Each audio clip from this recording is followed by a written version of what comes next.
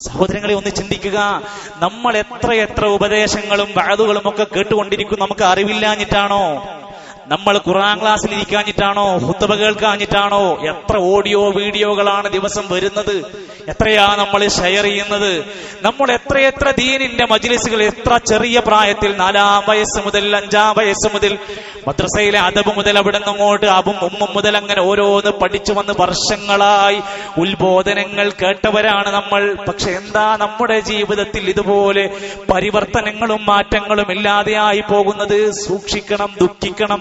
എനിക്ക് ഉത്ബോധനങ്ങൾ എത്ര കേട്ടാലും, എത്ര ഖുർആനായത്ത് കേട്ടാലും ഹദീസ് കേട്ടാലും എന്താ എന്റെ മനസ്സ് മാത്രം മാറാത്തത് എന്ന് നമ്മൾ ചിന്തിക്കണം. എന്തേ വിശുദ്ധ ഖുർആൻ പറഞ്ഞിരിക്കുന്നത്? ഉത്ബോധനങ്ങൾ കിട്ടിയിട്ടത് മനസ്സിലാക്കിയിട്ടും അതിന്ന് പിന്തിരിഞ്ഞു പോകുന്നവനാണ് ഏറ്റവും വലിയ അക്രമി.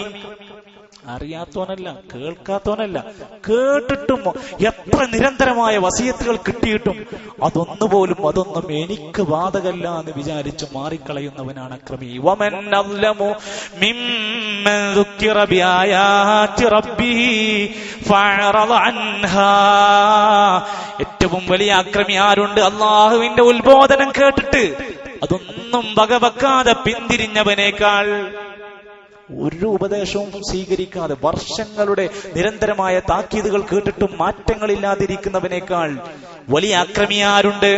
മൂസാ നബി അലൈഹിസ്സലാമിന്റെ ഖൗമിനോട് ഒരു നബിയായിരുന്ന പ്രവാചകർ മൂസാ നബി അലൈഹിസ്സലാം പറഞ്ഞു കൊടുത്തിട്ട് മാറാൻ തയ്യാറാകാതെ തെറ്റുകളിൽ ഉറച്ചു നിന്നപ്പോ ഫലമ്മാ സാഊ അസാഗല്ലാഹു ഖുലൂബഹും, അല്ലാഹു അവരുടെ കൽബുകളെ പോലും ആ രൂപത്തിൽ മോശപ്പെട്ട അവസ്ഥയിലേക്ക് മാറ്റിക്കൊടുക്കും, നന്നാകാൻ അനുവദിക്കാത്ത അവസ്ഥയിലേക്ക് പോകും.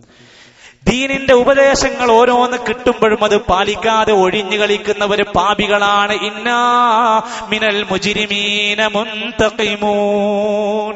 അത്തരത്തിലുള്ള കുറ്റവാളികൾക്ക് ശിക്ഷാ നടപടി ഉണ്ടാകും. അവർ അത് കാത്തിരിക്കട്ടെ. അത് മാത്രമല്ല, വലിയ വലിയ ശിക്ഷകൾ അവരെ കാത്തിരിക്കുകയാണ്. വമയ്യുരിദ് അൻ ദിക്രി റബ്ബിഹി യസ്ലുകുഹു അദാബൻ സ്വഅദാ.